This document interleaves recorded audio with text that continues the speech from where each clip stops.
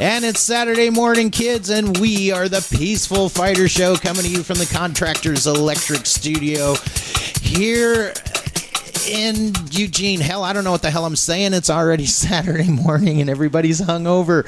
We got a full house today. We got Ryan and Sean from Peaceful Fighter, and joining us, a couple of other fighters.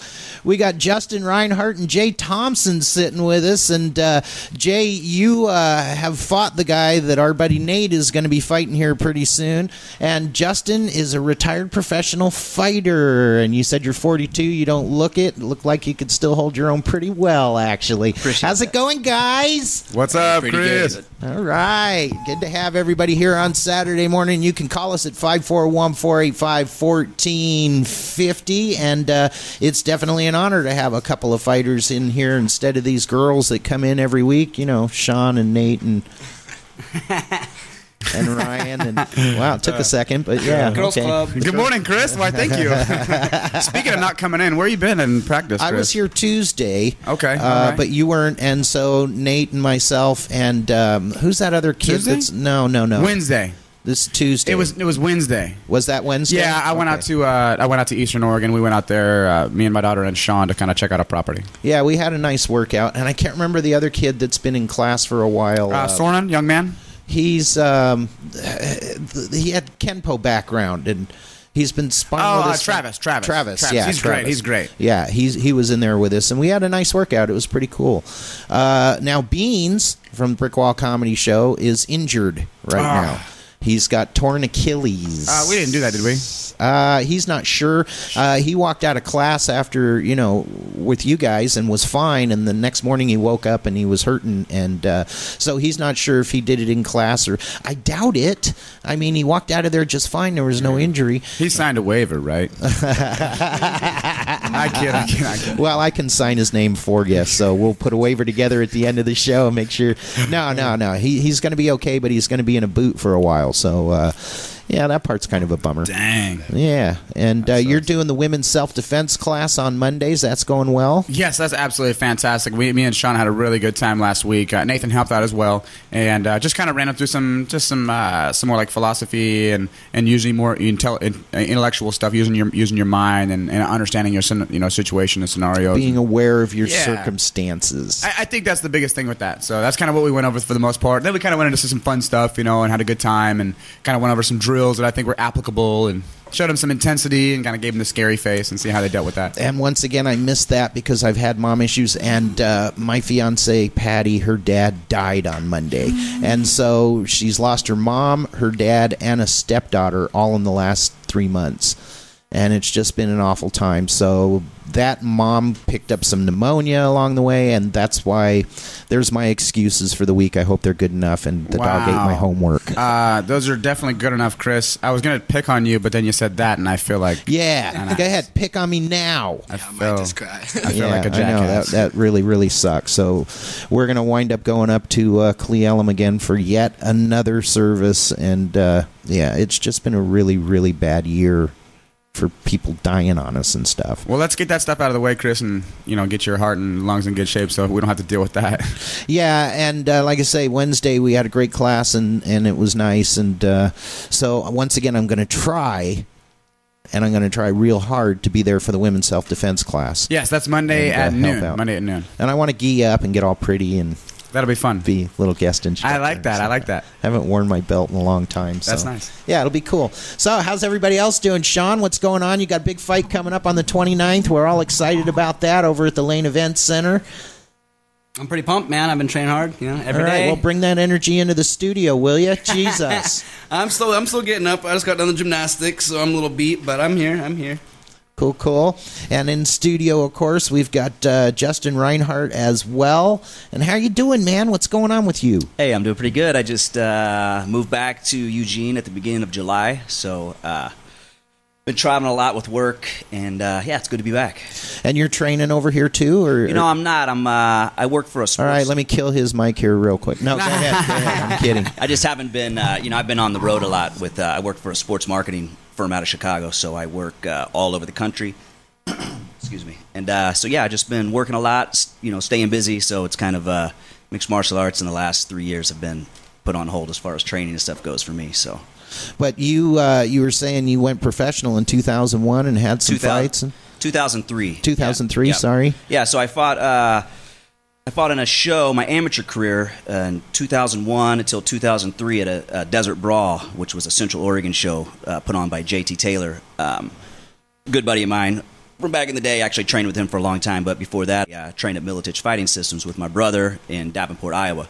So moved out to Oregon and started training in Bend for a while and fought amateur there, and then I turned professional up at in Yelm, Washington in 2003. So. Well, that's way cool because from a professional fighter point of view and getting to be in the show, that had to be a hell of an experience. Oh yeah, like my first pro fight was in Yelm, Washington. It was a Dennis Hallman show, and there wasn't any. Back then the commissions and stuff weren't put into place. I don't know what it is now, but anyway, my first pro fight, I went up there and I fought with Pride rules, which were knees to the head on the ground, soccer kicks to the face on the ground. So it was pretty intense. I drove up the day of. I knew about the fight about a week prior. I had an old teammate that told me, they needed a fighter for. I fought at 135 when I fought. So I made my pro debut in pretty much some pretty scary situation as far as the, getting my head booted in, right? On soccer kicks to the head and things like. So it was intense, But I went out there and I fought this Japanese dude. Was a great kickboxer, and I took him down and snapped his arm. Nice. So I got out of there. Won your first pro fight. I did, yeah. Well, that's way cool. How did it evolve from there? From there, let me think here. It was 2003. So from there, let me see. Then I fought in Illinois in Springfield, Illinois, at the fairgrounds, and then I fought in an event called Courage Fighting Championships. Who was Monty Cox was he's a really good manager of Matt Hughes and everybody from MFS and Rich Franklin, all those guys. So he had an event. So I fought on that card, ended up becoming the bantamweight champion.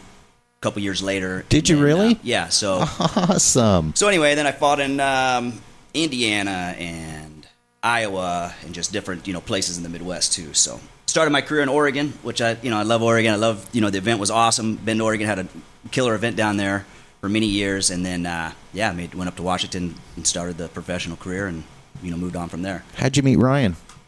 I know Ryan from Jason Giorgiani's gym. The Art of War, yeah. I also fought at the Desert Brawl. Oh yeah, we did fight together. Yeah, I'm not sure if we fought at the same card, but I know I was out there when you fought. Seen you fight. I know you've been out there when I fought, and that was fun out there. Jason cornered me for that one. Cool. Jason's a great from the Art of War, fantastic gym. Check him out. They're kind of mutual friends, and it all just worked out. And Justin's just always been such a great guy, and hell, I love hearing his stories, and I love hanging out with him. And it's honestly, for me, I'm a young guy in this whole thing, and so if I can find anybody with any kind of experience or a veteran, I love to stick right next to him. And for those of you who don't know, Justin's got just an extensive knowledge, extensive fighting career, and hanging out with all these great guys, and that's how you get better. You surround yourself with good quality people. So it doesn't matter if you're in the 8th grade and you want to hang out with the stoners and losers, or the people who are working their butt off to try to achieve goals. Good company. So that's why I like hanging out with Justin, because he's good company. He's done things, he's doing things, and I look up to him. So are you really a young guy, Ryan? I'm going to keep saying that. I actually made the decision I'm going to start shaving with a razor to keep the face a little cleaner. Big move. Yeah. I usually just use the beard trimmer, I rock with the beard because I thought it was pretty, but now I think it just makes me look old. My kids keep picking on me.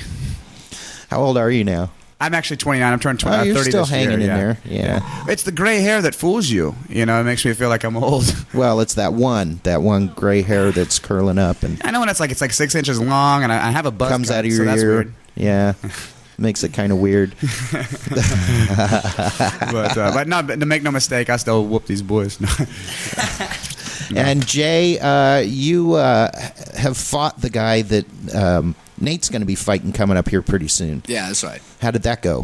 Well, it went pretty good for about a round, and then I got kind of tired and poked in the eye, and that was about it, and knee in the face. And that was that. That was a wrap, yeah. So okay, I remember that from last week. So you're the guy that got poked in the eye. Yep, that's me. Mm-hmm. So is there a rematch on the horizon at all? Well, no, I get to watch Nathan go ahead and beat him up.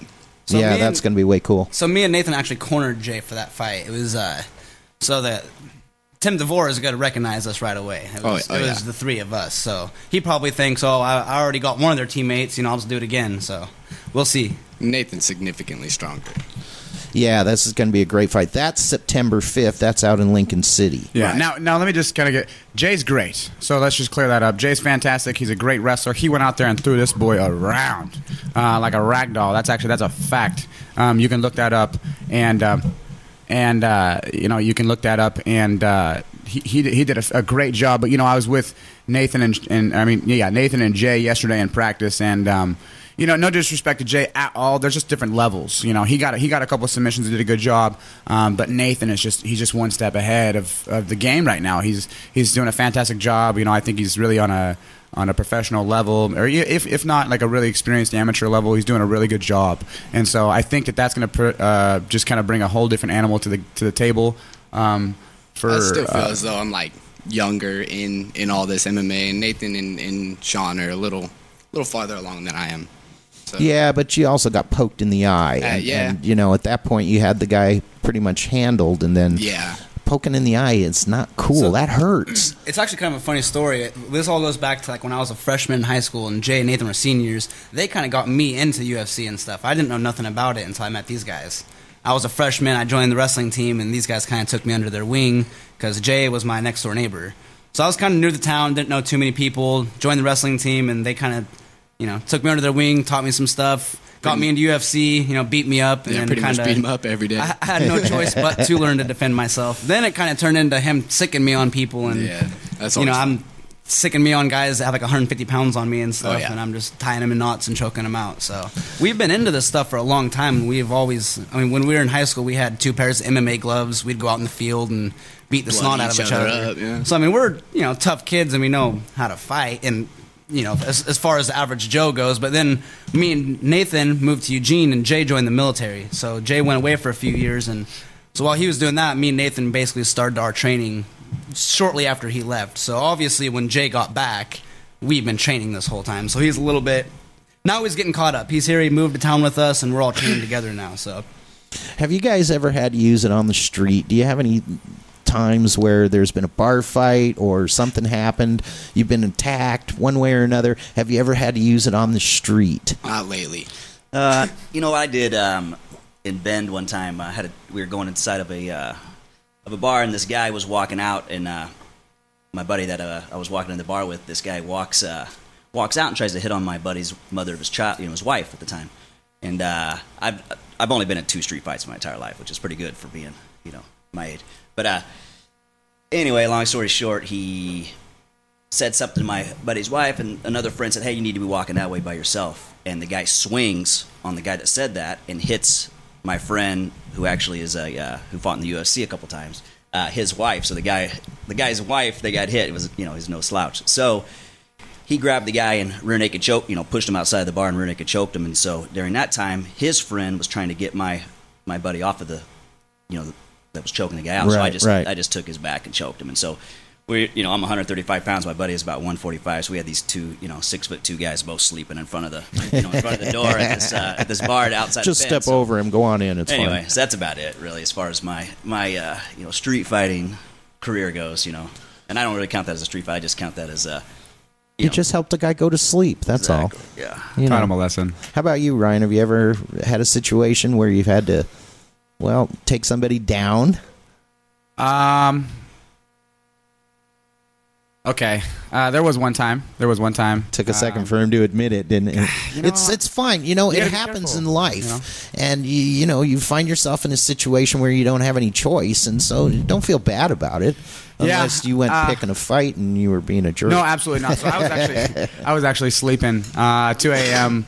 My door gets starts. Guy tries to kick in my door, and I have a glass front door.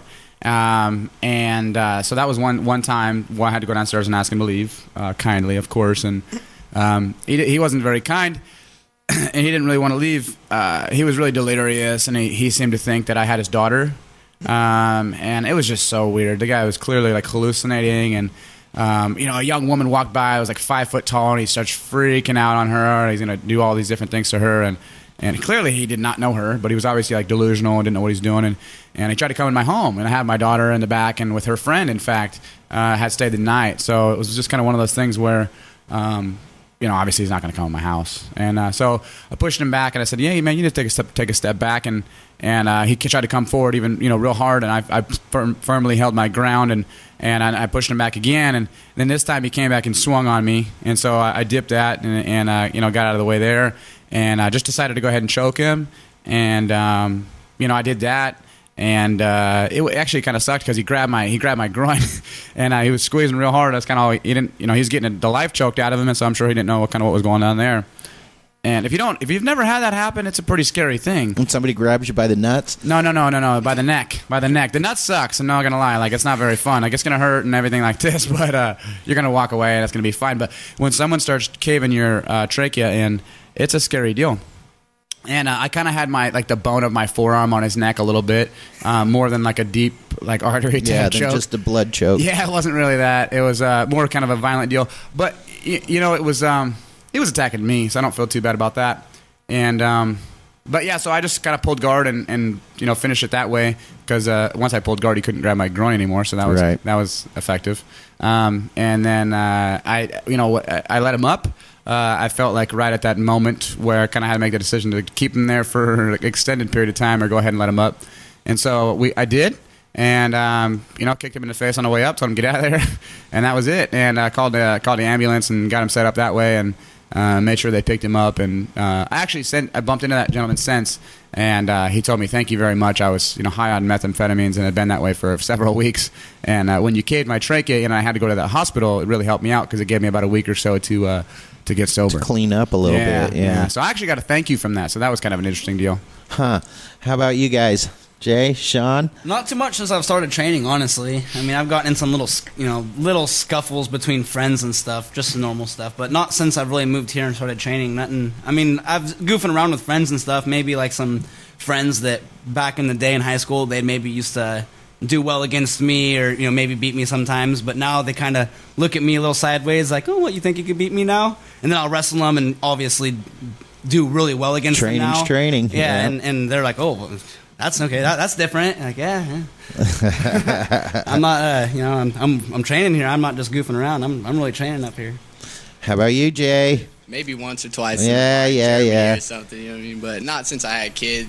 Not since I've had kids, and now I'm old. Well, now you look real young. How old are you? Almost 27. Oh, you are just a puppy. And now I'm old, he says. Yeah, I got to turn my oxygen up here just a little bit. Seriously. Well, I always wondered about that. I feel old. Jay's probably seen some pretty crazy stuff, though. He's been in the Army and traveled to some different countries and stuff. Well, that's true, too. Jay was a Black Hawk crew chief, right? Right. Oh, really? Yeah, I was in the Army for like 5 years. Were you over in Iraq? I went to Afghanistan twice. Did you? Yeah. Yeah, that was a hell of an experience when I went over there. I've had a few, but I've been around twice as long as all you guys put together, so that's part of it. But that was back in the biker days. I say you told me about some of the stories, Chris. Yeah, there were some incidents. Well, I got shot, so that wasn't one didn't end very well. There's that. So you get a purple heart? That escalated quickly. I think I tapped out that time. Yeah, but yeah, there were martial arts training kind of saved my ass. I mean, we were hanging around with bikers, so there was always problems anyway. And this is back in Arizona. And, we've talked about this on Brickwall before, where the bars are, if you go into a biker bar, you know what you're going into, and if you walk into a cowboy bar, you're in a cowboy bar. Where the problems is where the bikers and the cowboys and the hippies and the natives were all in the same bar. And that's where the trouble was. And we had one incident where we always used to go check our bikes, and we'd be there 15, 20 minutes. Somebody go out and check the bikes, and that's fine. That's what that was our general, rule of thumb there. And I went outside, and there were a bunch of natives, and they were all walking around inside the bikes. And I walked up to this one guy. No, he came up to me. That's right. And he got right in my face. And he goes, "Do you want to go a couple of rounds?" And I just kind of bam, chopped him in the throat and dropped him. And when he dropped, and he did like an ST plunge where he was out before he hit the ground and just fell back. Well, I went back inside and got all my biker buddies, and they all showed up, all the native guys, and so we're facing off, and then the cops show up, and they're trying to, and there was no fighting going on at that point, just a lot of finger pointing and yelling, and everybody's packing too. That's the other thing down in Arizona. So there's a lot of guns around. Cops show up, and this one little round Indian guy that was like 5'3" and 5'3" wide was John with me, and the cop was standing right next to me, and he's telling everybody to mellow out, and I caught this guy out of the corner of my eye kind of sneaking around behind me, and I'm talking to the cop, and all of a sudden, bam, he sucker punched me from behind, and the cops were on him now, and it knocked me backwards, but it didn't drop me, and so I went right for the guy, and they grabbed me, and we both went to jail that night. Oh my gosh. That was one time. The other time, also at a biker bar, and this involved my wife at the time, and she was training as well, and she got into a fight with some girl who pulled a knife. We all go outside, and I'll never forget John. He was huge, like 6'4", probably weighed 300 pounds, and got his nose in the middle of all this, and he came charging at me, and I was up against the wall, and I leaned back on my shoulder, and as he came charging in, I just hit him in the chest with a side kick, and his feet kept going, and his body stopped, and he went bam, down. Later, bought him a beer. We were friends forever. It was one of those same kind of things that you were talking about, where you just become friends. It's a bonding experience. Yeah, it is. And a couple of little incidents where, somebody swung and bam, popped him one, but, never like, and the funniest one, okay, one more time. This happened in Minot, North Dakota. Another comic. I'd started my comedy career at this point, and I'm doing a show in Minot. Now, me and John Canar, who's a ventriloquist, show up at this gig together, and we're talking prior to, and this guy comes up to us, and he goes, "I'm your host, and I'm really, really, really filthy, and I don't know if you guys are going to be able to follow me. Maybe, just be aware that I'm really dirty." And he was a really weird dude, and he was all strung out, and we stepped outside, and I remember this because we were watching the Blazers play Chicago in the finals. So it was back in '92, man, and we're in a Holiday Inn, and the room was right off of where you check in for the hotel, and you can hear what's going on out in the lobby, right? And we're standing in the lobby, and we're watching the game, and all of a sudden, after the show starts, out of the room comes this vile, filthy tantrum of just the worst. You couldn't believe what was just coming out of the room, and we go running in, and here's this guy up there, and he's just spouting off, and he's pissed off the crowd. Everybody's mad. So he comes off stage, brings up John. John does his set, goes back up, and the crowd hates him, right? And Canar did a great job, and he got the crowd back, and he goes up, brings me up. Well, at the time, I was doing a lot of political stuff, and I made some joke about Clinton. And in the back of the room, another volley of this vile crap comes to. He's heckling me when I'm on stage. Well, here's the general rule. You don't heckle other comics. You just don't do that, okay? And if you're friends, maybe you might say something kind of, but this guy didn't even know him, and he's just cussing me out. And what the hell? So I ripped on him, and the crowd just went nuts, right? But it pissed me off. So after the show, I went up to him, and I took him out, and I took him into the lobby, and I said to him real quiet, "Dude, that's the most unprofessional thing I've ever seen in my life. You never heckle another comic. What are you thinking?" And he snaps and starts screaming again. Now we're in the lobby, and there's people trying to check in, and there's kids, and he's F this and CS that, and I mean, he's screaming this, and I'm pushing him away, trying to get him away from the lobby, for God's sake. And it was a Holodome in Minot, and they had this huge pool area right off of the lobby. So I get him into the pool area, and he's still screaming, and there's an exit door, right? So I pushed him outside, and he's still yelling, and finally I've had enough of this guy, and I turn to go back inside, grab the handle, and he charges me, and I stop and turn around, and he stops, and each time I try to open the damn door, he does it again, and the third time I'd finally had enough, and I just launched into another side kick and dropped this guy, and he took off running down the parking lot, wound up getting thrown off the tour, fired, the whole works. He became a buddy. Because 2 years later, we ran into each other at the Comedy Underground up in Seattle, and he came up and goes, "Hey, man, my name's James," and it's James Inman. He's actually a really good comic, and we've become good friends since then. But he apologized for being a dick, and it was just the weirdest thing. Other than that, yeah, it's the more you train, the less you look for trouble. Would you agree? Oh yeah, absolutely. You know, and that's just part of it. But wow, it's so weird when you actually get into a real confrontation on the street like that, and there's no rules. I like this guy's philosophy. What was he saying? If you're going to get in a street fight, how much money you got on you? Put it down. I don't fight for free. I get paid. Let's make it worth it. Well, and see if wager on this at least. Right. And if you're on the street and somebody's squaring off, that's a whole different trip than if you're in a bar and something happens and somebody reaches or swings or whatever, you know, because if you're squaring off and everybody knows there's a fight happening, your training, you're going to kick in because that's what you guys do. Mm-hmm. That's what we all do, right? But inside a bar in a situation where something goes haywire real quick, you don't have time to back up and square off and make room, and you got to do different stuff. And, you know, that to me is the biggest difference between karate and mixed martial arts right there. Chris, I've been hit by your sidekick when I'm walking in. Oh, jeez. It's not fun. Well, and that's always just a love tap. That's not power. Definitely helps it trying to, you know, now you don't pursue fights at the bars. No. It's usually not you, you know. Yeah, I think we all want to prove ourselves. I've had opportunities all the time. A couple of weeks ago, we went camping, and there was some guy that we passed him in his truck, and he did some weird burnout thing. He was all mad. Right. It was really goofy. And then we ended up turning around, and we're going to leave the camping spot, and we passed him again. And my brights were on because we're in the woods, so I was trying to turn him off, but it's a new rig. My last rig was push. This one's pull.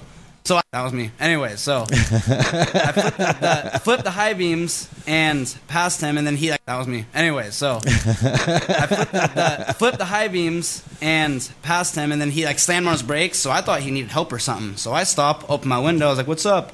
Like, "Hey, do you have a problem? What's your problem?" Blah blah blah. He was by himself, some 17-year-old kid, just getting super lippy, and it was me, Ryan, Jay, maybe Nathan too. I don't know, but I just told the kid, I was like, no problem, just whatever. Pass. Well, I mean, I entertained the idea of teaching him a lesson, just kind of talking to the kid, but we decided against it.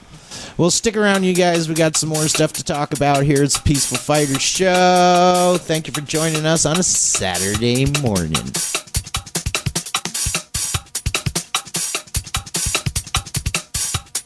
Hey, we're working out at Peaceful Fighter. You know, I'm really starting to notice some results, not just in myself, but even the rest of you schlubs. Yeah, your boobs are getting smaller. I can't fit a whole tuna can under them anymore. Ryan is a professional fighter, and he treats you with kid gloves in the beginning. Expect to work, but also expect results. Peaceful Fighter. These guys are really, really cool. Go on down, check them out, tell them you heard it on All Comedy, $14.50, and get half price off. Wait, we could have got half price? We should have got half price. What's that name again? Happy Warrior? Peaceful Fighter, you idiot. Peaceful Fighter. Check them out. Get results. Hey, even Karma and Mrs. Beans are doing it, and they're getting big-time results, too. Hey, give them a call at 503-442-8105. Peaceful Fighter. To schedule your first half-price free session, call 503-442-8105. Peaceful Fighter's located in the Broadway Commerce Building, Broadway in Willamette, right down the hall from us. Hey, it's making a big change in my life. Try one in yours.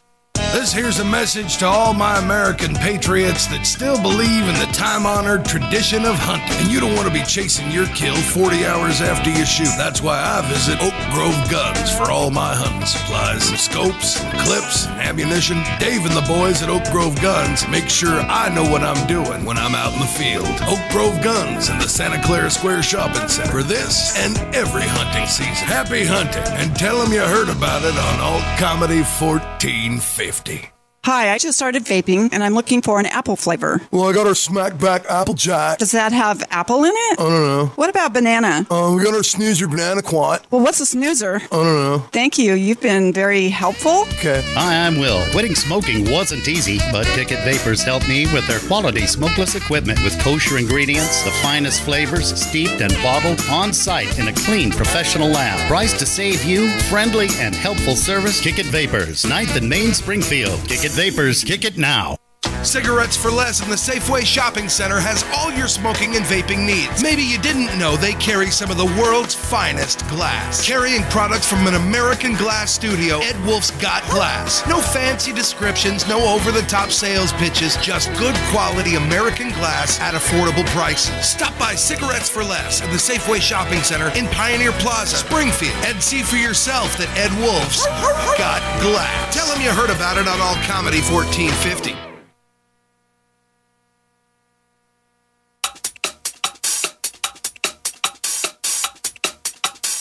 Welcome back, kids. Peaceful Fighter Show here at All Comedy 1450 in the Contractors Electric Studio. Full house today with Justin Reinhardt, Jay Thompson. Of course, we got Ryan and Sean from Peaceful Fighter right down the hall. Give your number out, Ryan, and let's get people to give you a call and sign up because this stuff's fun. Peaceful Fighter. 503-442-8105.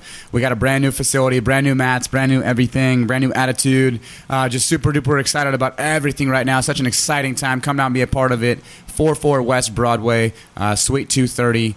We're down here Monday through Saturday. We don't do much on Saturdays. We do a little bit of gymnastics, and then we come in here and do the show. But Monday through Friday, we're rocking strong. People are getting a ton of results. And, I'd love to have anybody in. If you call the show, 541-485-1450. We'd like to give away a ticket to Nathan Noble's King of the Cage fight. So real good event. And same question as last week. Want to finish that up? If anybody knows the time Nathan Noble has been in the cage, the total time, I'd be more than happy to give that ticket out. So give us a call. Now, you're also doing the women's self-defense class on Mondays, which is way cool. And I know you got a bunch of people from the Broadway Commerce Building involved, but would sure like to get some other people to join that as well. So how many folks are in that class right now? Right now, in the self-defense? Yeah. Right now, I think last week we had 9. Really? So that's a pretty good class. Yeah, so they're pretty much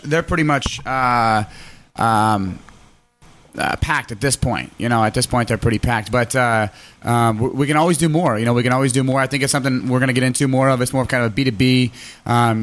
Bringing them in, different businesses, bring in their executives or anybody who wants to. It's really intelligent, and it's a good investment to have your employees to feel safe when they walk to and from their car. I'm sure there's a time or two when an executive that's very, very valuable goes home because it's getting dark. But I say they felt comfortable and they felt safe, they might stick around and make you a little more money. So it's I think it's definitely could be a valuable thing, and I'm really excited to add that to the community, add that to what we do, and then have that be a service. So super excited about that. Well, and the cool thing about it from women's perspective is it brings a little bit of confidence to them. Mm-hmm. And, some jerk that's looking for an easy mark can sense confidence versus somebody that's intimidated, and they're going to go for the path of least resistance. So a confident woman that's obviously aware of her surroundings is not really the mark you want to go for. You know what I mean? Mm-hmm. And so, you go through this training and never have to use it. That's the ultimate goal of that training, so that you're never in a position to where you have to use it. Yeah. That means complete victory right there. Yeah, that's actually exactly what we went over. There was some fun stuff, but mainly went over that. At the end, they asked me, well, what do you do with this? What do you do with that? What do you do with this? And I think they wanted some magic, some super magic move that's just going to annihilate everything. But it's like, we got 60 minutes, so I don't know how much of a killer you think I'm going to turn you into in 60 minutes, but you can give them stuff that they can go home and practice and work on. And to understand it from an intellectual level is about the best thing that I can do in 60 minutes. Yeah. Well, we'll throw some techniques and stuff at them on Monday. And we do that too. The last 20, 30 minutes or so. I think what we do is we give you intellectual stuff, and then I show you something physical that relates, that makes sense. And so kind of you get to see, okay, how that works. That's how that works. And then next topic, we talk about the intellectual stuff and preparation. It's mainly prep work. It's like building a house. You clear the sites, you do the gravel, you make sure it's level. You don't do those things. Pour your foundation. Those are a step-by-step process, and it's all preparation. And if you don't have the preparation, it could be a bad day. You go to put a roof on a house, doesn't have a foundation, or it's all, on level, it's a bad day. Yeah, it's not. So it's all about prep work. So just prep work. The goal is we make it to the end of life without a big problem. And that's really the goal. Yeah. To never be in a situation where you have to use what your training has taught you. It's like insurance. We all have insurance on our car, right? Because we want to be safe, just in case. You know, it's so interesting to me that people consider, like, say, the danger in a vehicle, but they don't consider the danger walking down the street, especially if you're in Eugene. I mean, I'm not saying Eugene's a bad place or anything, but there's a lot of transients. There's a lot of there's a lot of creatures of the night. There's some creatures, that's for darn. We call them feral and cantards. I want to hear some stories from Justin. Now, Justin has got some of the most just. It's so funny the stories Justin has to say. What's your most interesting fight, Justin? How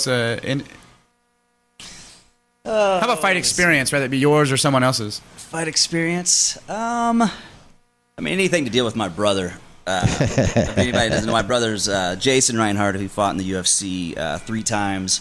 He fought Joe Lazan at UFC 78, and so I was always in his corner. I always put his camps together and everything like that. So anything to deal with him has always been pretty interesting. He's a pretty intense guy. If you can look him up and see. There's a documentary we're in called Man in the Arena. It's a documentary about Spencer Fisher, and so anyway, they documented us during 2007. Wow. Going up to UFC 78 when Spencer fought Frankie Edgar, my brother fought Joe Lazan. So you can kind of get a little glimpse of his personality, and he's been a long life martial artist since he was since the early 80s, and he went to Militich Fighting Systems, and during that whole crew, I got to watch that whole camp develop, and I actually moved like Tim Sylvia into his room when he first moved to Davenport and things like that. And then years later, I lived with Spencer Fisher and lived in his basement and taught jiu-jitsu at his gym and blah blah blah. But so you taught Spencer Fisher jiu-jitsu? No, I was his jiu-jitsu coach at his gym. So I wouldn't say I trained with Spencer a lot, but I wasn't his jiu-jitsu coach, but I was his Team Evolution's jiu-jitsu coach. Yeah, and he's amazing. If anybody who doesn't know, look these guys up. Take the names he's dropping right here and look them up. These guys are amazing. Spencer Fisher is a savage. Yeah, so but I'm trying to think of there's so many different stories, from anything to deal with, like another guy too, not the name drop, blah blah, but it's just my old friends. But a guy named Laverne Clark was a trip. He fought he was 4-1 in the UFC, and he's old school. He fought in 1997 was his UFC debut. But there wasn't even any rules then. Wow. Yeah, it was wild. He fought a guy named. He had two great. He fought a dude named Fabiano Iha, and Laverne ended up cutting him really bad. And then the next fight, the guy broke Laverne's arm. But anything like him and I took a road trip one time to Tunica, Mississippi, where he fought Melvin Gillard, and that was interesting. I don't know. I don't even know where to start on some of these, these stories. I know one of your fights. Didn't Jens Pulver and Tim Silva walk out with you? Tim Sylvia walk out with you? Yeah. That's pretty cool. Yeah, that was awesome. That was. They were both champions at the time, right? Yeah. Yep. Yeah, they were. Tim was the heavyweight. I think Jens was the lightweight champion. So to have those two guys in your corner was I'm sure my opponent was. That's insane. Yeah, these that's got to be intimidating. Yeah. Man, I think about these guys when all the training I do and all the stuff that I've ever done. I look at these guys and I look up to them, and it'd be a dream. Your life would be a dream to me. Get to hang out with these guys and spend time with them and then train with them, and you're only as good as iron sharpens iron. So that's just amazing. Just goes to show how good Justin must is. Yeah, I just didn't looking back on it now. It's kind of it is cool. It is interesting. But at the time everything was so normal. And then to watch the sport evolve the way it has, and it's pretty. Looking back on it now, I've been out of the game for a good 5 years, and just looking back and just seeing the. All my buddies who kind of were, paved the way for MMA. It's pretty cool to be around that, I guess. My brother, especially, he was always, I fought with him my entire life, so that's what got me into mixed martial arts, And so, I just found the love of jiu-jitsu, and from there, I wrestled a guy named Clay French, who was a Pride veteran, probably my best friend in the game, and So what I did was I went to Eastern Illinois University and wrestled with the wrestling team for 2 years. So people used to say, man, how come your takedowns are so good? Where'd you wrestle at? In high school, I didn't even wrestle. But what I did do is I wrestled with Eastern Illinois' Division I wrestling team with Chase Beebe and all these stud wrestlers. So what I did was I taught those guys jiu-jitsu. They taught me wrestling. So, but it was wrestling for MMA. So what would happen was I'd shoot under people's strikes. So a guy would come full force, boom, boom, boom, boom, and I'd, shoot it. So they kind of, taught me how to do wrestling for MMA, and I taught them Brazilian Jiu-Jitsu for MMA. So that's kind of my forte. Share some of the differences between wrestling and Jiu-Jitsu. A lot of people have wrestled in high school and such like that, but Jiu-Jitsu is a whole different animal. Can you briefly talk about the differences especially for MMA? Yeah, I think a lot of things in wrestling for MMA is that you can, you square off and you're wrestling collegiately and you shake hands. You know what the guy's trying to do. He's going to shoot under. You're going to be able to sprawl. You're anticipating everything. Well, in MMA, I believe that incorporate the strikes. You have so many times that you can time things and shoot a deep double in on somebody, put them on their back, and obviously the top game in MMA is the key, if you ask me. Unless you're a Damian Maia or a super stud jiu-jitsu guy that really finishing somebody off your back, especially in 2015, is you're starting to see it's becoming harder and harder to do. Because anything, like everybody says, any defense to a good submission is an elbow in the head or a punch in the face. And when you're fighting in there too and the lights are on you, sometimes you get hit and you really don't even realize how bad you're hurt. Like Spencer one time, he got elbowed by Joe Stevenson. And he told me, he's like, dude, he goes, I was looking on the ground for my eyeball to be rolling around. He goes, I thought he knocked my eyeball out of my face, and that's some scary stuff when you're out there, your adrenaline's going. And I remember getting hit in fights where I didn't know how bad I was hurt, because nothing hurts in the cage, if you ask me. I've never, I had a guy one time, I lost a fight and he hit me with probably 40 unanswered shots. I had a single leg on him, trapped up against the fence, and he just rained down probably 40 something. The ref stopped it, but my ribs and my back was completely black and blue the next day. But he asked me after the fight, man, how are you take with those punches hurt? And I'm like, not saying your punches were weak. I mean, they were awesome, I'm sure, but I didn't feel nothing, bro. And that's the kind of the part with MMA, your adrenaline's going so much, and you're just you have the warrior heart and everything. You're not giving up, and it's just I don't know. I kind of got off topic there, but I don't know. I believe that is back to the point of jiu-jitsu and MMA. I mean, it's just different. Jiu-jitsu and wrestling and MMA is a little bit different, It's good to get the base. You're not looking for the pin. You're not looking for the pin, exactly. You're looking to keep top game, and if you're on your back, I think you're looking to sweep, Yeah. Would you say, as far as like two guys in a field, one steak, one guy's eating, one guy's starving to death, which skill would you need to get that steak? I would want to, I would want wrestling, as far as just being on top, When you have punches involved and elbows involved, being on top is, obviously you can watch the sport, but reversals are awesome. I mean, you have great submissions too, obviously. But what about a guy starting out just in strictly MMA? So a guy that comes in, he's completely green, completely fresh, young guy comes in, does all of it from the very start. You think he'd have a good chance on that steak? What was the question? So a guy comes in, you got the wrestler, jiu-jitsu guy, and then a guy who just does MMA. From the very start, he's only done MMA, strikes, wrestling, takedown, jiu-jitsu. Yeah. Which one's getting that steak between the three of those?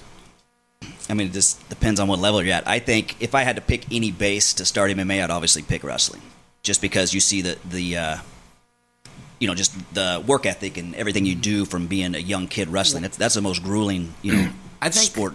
I agree. I think if jiu-jitsu was in high schools as available as wrestling, I would probably say maybe jiu-jitsu. But the thing is, the reality of it is that wrestling is much more readily available. You could start wrestling in junior high, elementary school, and you could be on the mat competing once, twice a week for however many matches a year that is. Well, in America, at least. But for jiu-jitsu, like, you can't just join the jiu-jitsu club at your local high school. Some towns don't even have a jiu-jitsu school at all. I believe in Saudi Arabia, it's required. It's like a core class. I believe. Right. I could be wrong, but I heard that somewhere. It teaches you to work hard, that's for sure. Any wrestling practice I've ever been to, any of the wrestling practices I did in Tillamook, I know they were just ridiculously hard practices. They push you hard.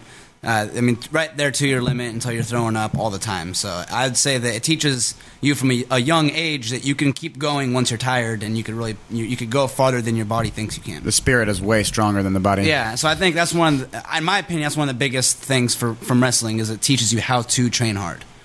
Wow, and I believe they start teaching misogyny in Saudi Arabia at a very early age too. Just saying, Your Honor. We'll be back. Stick around.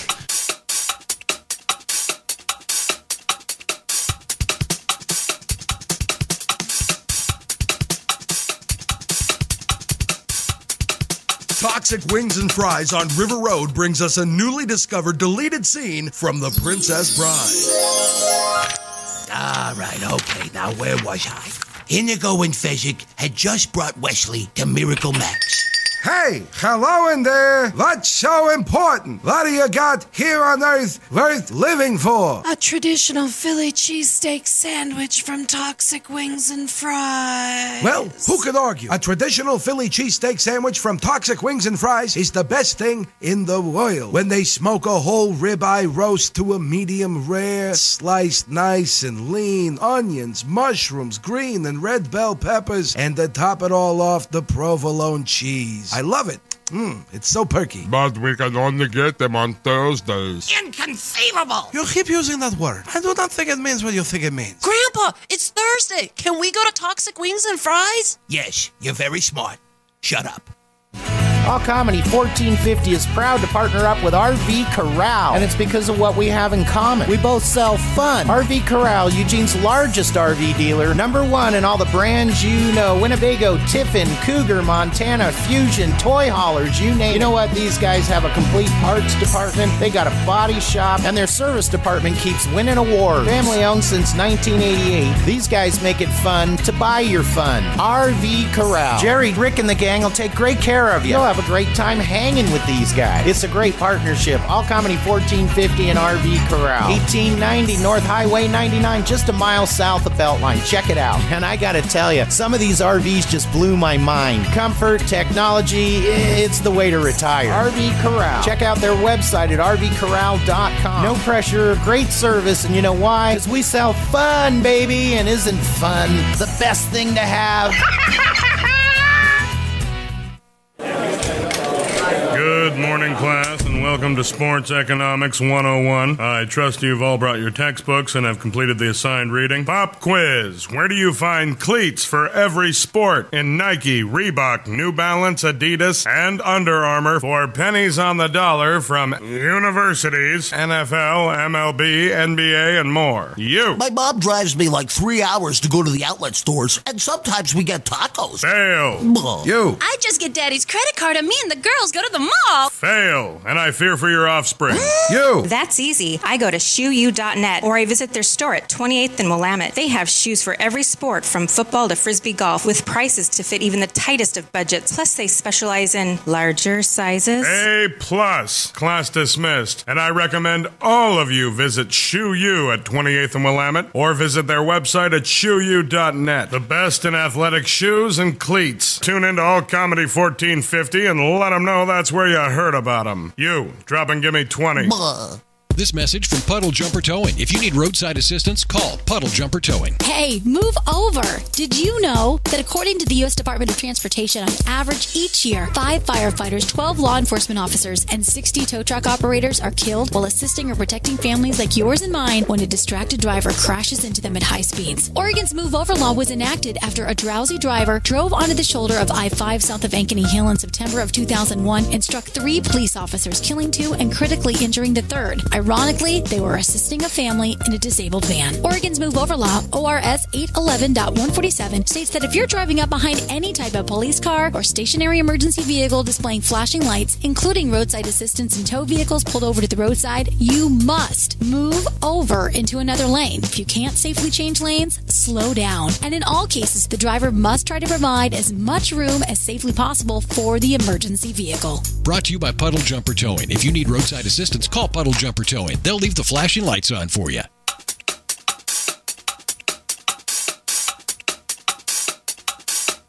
Really? We're back with the Peaceful Fighter Show. Full house here today, boys and girls. If you just joined us, we were kind of discussing the differences between wrestling and jiu-jitsu.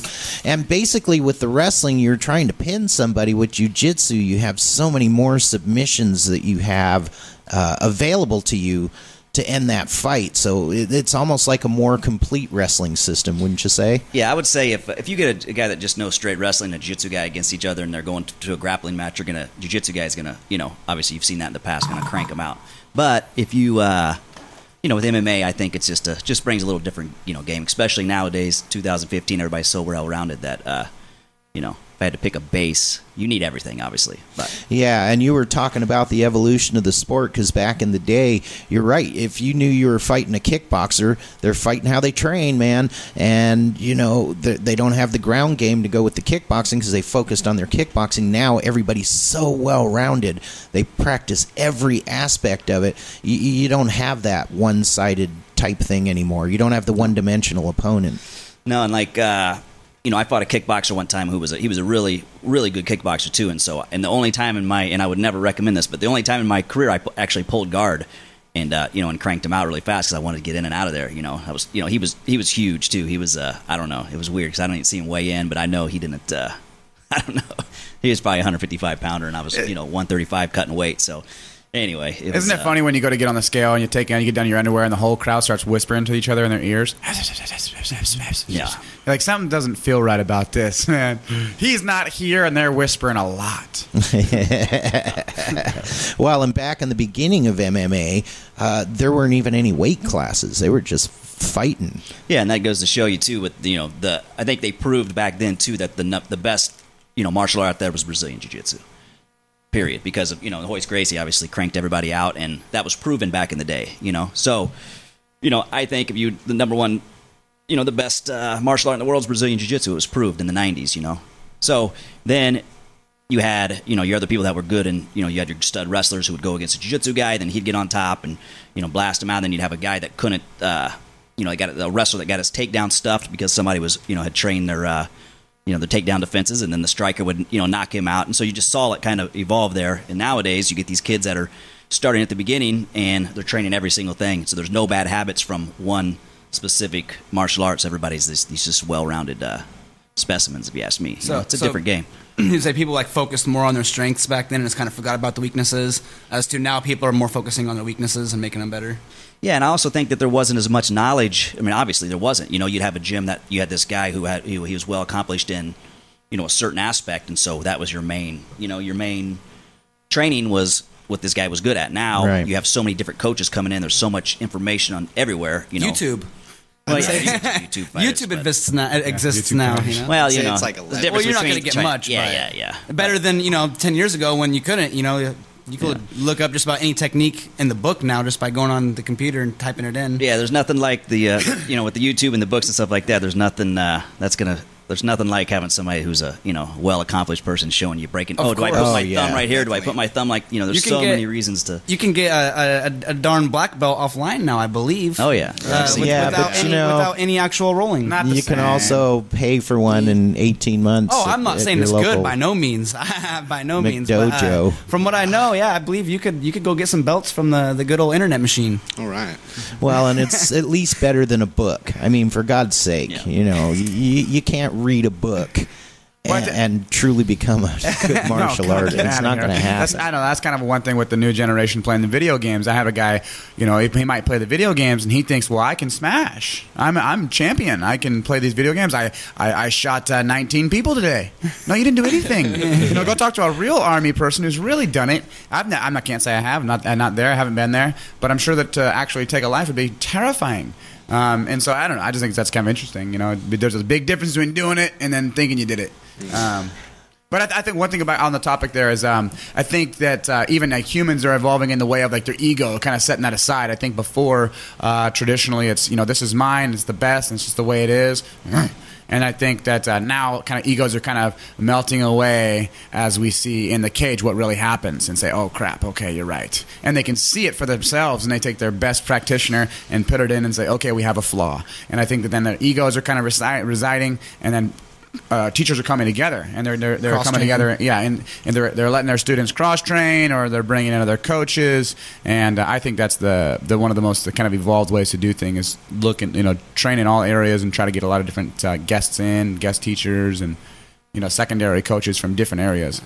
Well, that's an important point because, back in the 80s when I first started training, every school was traditional with their martial arts. And, the Shotokan school was all front kick and straight punch, and they just wouldn't accept anything else at all. And I went to tournaments, and you beat these guys up, but you're not using Shotokan technique. They're not giving you any points. And that's how they were. And so these tournaments were set up in such a way that if you weren't from that particular school, or that thought anyway, that style, if you brought something new to the table, they wouldn't recognize it. Didn't matter if it was effective or not, but it wasn't a Shotokan technique, so you're not going to get a point. Well, and it was really weird how they were that way, territorial almost. I think the straight punch is supposed to simulate a spear, I think, in kind of the traditional stuff. I think. I'm not 100% sure with any of that stuff, but I think that's kind of the idea, and like sticking with that so hard, I think. Some of the jiu-jitsu tournaments are kind of like that too. They're definitely more geared towards the jiu-jitsu person compared to like the wrestler. Just like some of the moves and stuff, they'll get points for some things, but not points for others. Yeah. Like if you're mounted and you buck out of it and you're on top, you're on the guy's guard, but you're not on top, no points for that. I think you should get something for that. I was just mounted and I bucked on top of you. Give me something here. The wrestler's going to get beat by the arm bar, and the jiu-jitsu guy's going to get beat by the punch in the face. You know what I mean? So it's a leveling system. It's fun. And therefore, you got to be rounded and everything in order to be able to be effective. And so, yeah, the evolution it's been amazing because, geez, some of these styles are so old, and, they taught what they knew. But in the past 20 years, the evolution has just sped up to a point that it's changed entirely now. Isn't that way with everything? Well, in a way, kind of. It's crazy, man. iPhones and iPads. There's always something new coming out. The other day I saw a guy, he had a suit on. I thought he was riding a skateboard, but then I watched it and only had one wheel in the middle, and it was a motored machine. Oh, is that right? So I was just thoroughly confused with this piece of machinery, and apparently somebody has a hoverboard coming out. Yeah, things are happening so fast. There is a hoverboard coming out. However, all the roads are going to have to be made out of metal for it to work. According to Back to the Future, according to Back to the Future, we should have had hoverboards last year, I believe. Yeah, according to Back to the Future 3. True. Yeah, there's some things that have really evolved well. If you look at Star Trek, for God's sake, we can do virtually everything they could except for warp speed and beam me up Scotty. But everything else that they had, we've got it now. Yeah. Which makes me wonder if they were prototyping it back then. And 10 times as small. Yeah, exactly. Right. And you have to sign up for a 2-year contract. Of course. always the contract. Well, one more time, Ryan, why don't you go ahead and plug the school? We got to wrap it up for this morning. And how do we get in touch with you? Okay, I want to thank Justin Reinhardt for coming in. I really appreciate this guy taking his time out of his Saturday morning. I appreciate all the listeners checking us out. Anybody online or YouTube. Peaceful Fighter. We're down here, 44 West Broadway, Suite 230. Come check us out. We do self-defense and fitness, boxing, kickboxing, wrestling, jiu-jitsu, private lessons is really kind of our thing. 503-442-8105. Come down and see us and keep listening to the show. We're going to be having some T-shirts coming out. We're going to be giving away for Sean's fight coming up soon, and I want to give away some tickets. So call in, guys. And don't forget, Sean's going to be fighting August 29th over at the Lane Event Center, and Nate's going to be in Lincoln City on September 5th. That has been the Peaceful Fighter Show for Saturday morning. Thanks for tuning in to All Comedy 1450. We're out.